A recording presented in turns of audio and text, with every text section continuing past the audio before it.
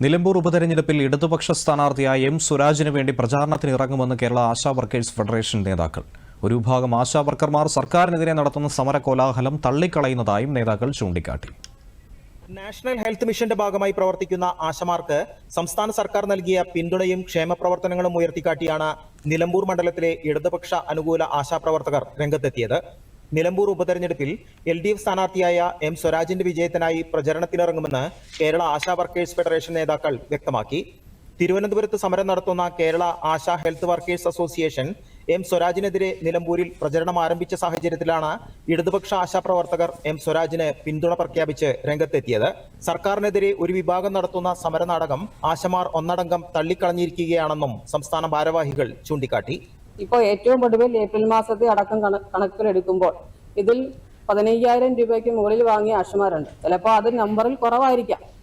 സ്റ്റേറ്റിൽ ഒരു 10 പേർക്കോ 15 പേർക്കോ ആയിരിക്കും ലഭിക്കുന്നത്.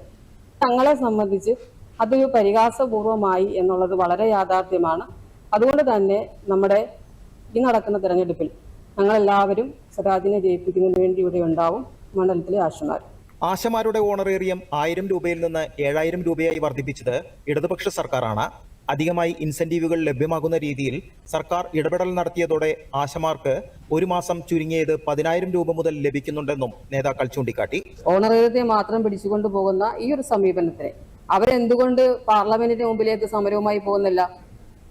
എല്ലാവരെയും തൊഴിലാളികളെ അംഗീകരിക്കുന്ന ഡിമാൻഡിലേക്ക് പോകുന്നില്ല. കേരളത്തിൽ മാത്രം എന്തിനാ ചുറ്റിക്കറങ്ങുന്നത്? പാർലമെന്റിലേക്ക് സമരത്തിന് ഒന്നിച്ചു പോകാം. അതിനെന്തേ അവർ വരാത്തത്?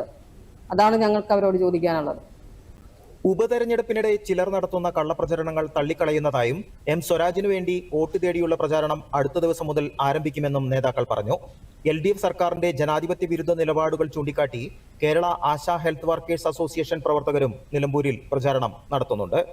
PR Harikumar, Doordarshan news, Malappuram.